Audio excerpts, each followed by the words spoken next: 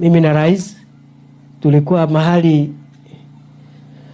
mahali pabaya, sababu tulikuwa tumepangiwa.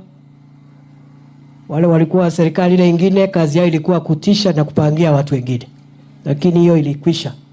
Tumesahau, hatutaki hata kwenda huko. Ile inatufanya tuwe na uchungu ni kwamba wale walitutesa walikuwa marafiki zetu. Hiyo ndio inatuumiza. Unajua ukiteswa na adui hakuna shida, sababu hakuna kitu, there's nothing between you. Lakini ukiteswa na rafiki, kama hawa watu wameketi hapa, mumejenga kanisa pamoja, mumesafiri pamoja, mumetafuta kura pamoja, alafu huyo rafiki ndiye anakudunga kisu, ndio unaona saa ingine. Lakini tumewasamehe, lakini wasione kama hiyo ni weakness. So hata wale ambao ni maofisa wakuu wa zamani wa serikali ambao wametoka,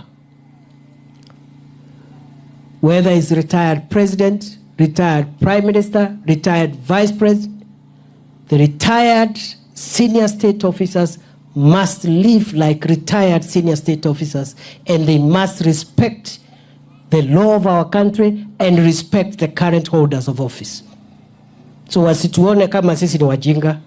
Tumewasamea, lakini haiwezekani ati mtu akiwa pale nje ndio anatoa pesa ya kuenda kulipa vijana kuvuruga serikali.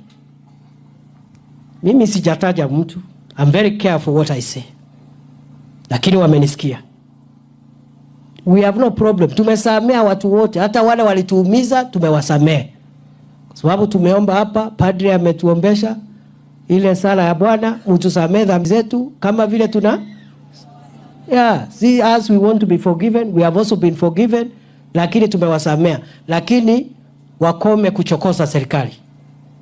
Na hatutawasumbua. Hakuna kitu yao itachukuliwa, hakuna mtu atawaumiza. Walifanya kazi yao, lakini wakianza kuchokoza serikali watakipata. Na wengine wako na madharau, kwa sababu hata siku ile walikuwa wanatuumiza, walikuwa tu na madharau. Lakini this time sio kama siku ile. Things have changed. Sijui kama tunaelewana. Bogo wangu sasa ni tofauti. Huwezi dharau rais ameketi kwa kiti na serikali nzima, na uko hapo nje unajiita sijui nani, sijui former what. Usilete hiyo mambo.